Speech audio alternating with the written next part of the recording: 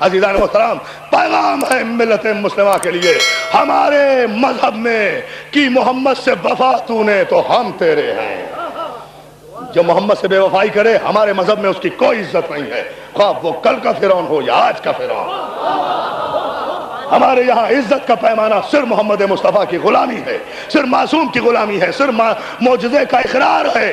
یہ میرے دشمن کو بھی اگر پیش کرو میرے سامنے اور کہو کہ یہ معصوم کو مانتا ہے، یہ معجزے کو مانتا ہے، میں اس کی جوتیاں اٹھانے کو تیار ہوں۔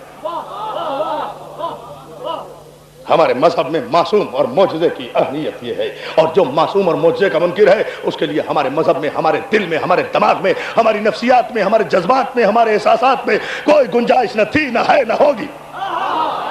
It should be very clear, very clear, without any mental reservation میں کہہ رہا ہوں۔ آؤ حسین کی مجلسوں میں آؤ، دیکھو معصوم کی عظمت کیا ہے، یہ معصوم کا دربار ہے۔ دیکھو معصوم کے معجزے دیکھو، یہاں آؤ، ان مجلسوں کا ادب دیکھو، اس کا احترام دیکھو، اس کا تقدس دیکھو۔ کوئی خیال نہیں ہے ہمیں یکم محرم سے اب تک کہ دنیا میں کیا ہو رہا ہے، ہمیں خیال ہے کہ عزاداری ہو رہی ہے، حسین کا تذکرہ ہو رہا ہے، حسین کی مجلس ہو رہی ہے۔ عزاداران حسین، مصائب سے پہلے یہ ضروری اپیل کرنا چاہتا ہوں، یہ مجلسیں ہماری پہچان ہیں، یہ مجلسیں ہماری شرگ حیات ہے، یہ عزاداری ہمارے عزت و ناموس کی ضمانت ہے۔ اس عزاداری کے تقدس اور اس عزاداری کا بھی بڑی اچھی بات کہہ رہے تھے میرے کچھ ساتھی آتے ہوئے گاڑی میں، کہ جس طرح نماز کے ارکان ہیں نا، اسی طرح عزاداری کے بھی ارکان ہیں۔ بڑی خوبصورت بات تھی، جس طرح نماز کے ارکان ہے نا، وضو یوں کرو، قبلہ رخ یوں ہو، کھڑے یوں ہو، قیام یوں کرو، قعود یوں کرو، سجدہ یوں کرو، بیٹھو یوں، سلام یوں کرو، سلام یوں پھیرو، اب علیحدہ ہو، اسی طرح سے مجلس کے بھی آداب ہے۔ یہ بھی حسین کی نماز ہے۔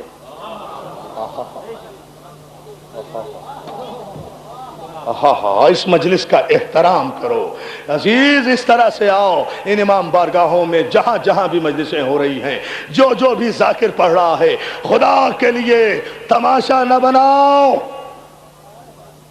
دوسروں کے ہاتھوں میں نہ کھیلو۔ دشمن پہلے ہی سخت ترین نظر رکھے ہوئے ہے، دشمن چاہتا ہے کہ یہ عزاداری ختم ہو جائے، دشمن چاہتا ہے کہ یہ مجالس ختم ہو جائیں۔ غلطی انسانوں سے ہوتی ہے، عزاداری کو نقصان کیوں؟ توجہ ہے نا عزیزان محترم؟ عزاداری کے تقدس کا خیال رکھو، عزاداری کے احترام کا خیال رکھو، احترام مجلس باقی رہے، احترام ممبر باقی رہے، احترام ذاکر باقی رہے۔ جتنے ذاکرین پڑھ رہے ہیں کراچی میں، مولا سب کی عزتوں کی حفاظت کرے، سب واجب الاحترام ہیں، سب حسین کا پرسہ دل لے رہے ہیں، سب حسین کا پرسہ آپ کو دے رہے ہیں۔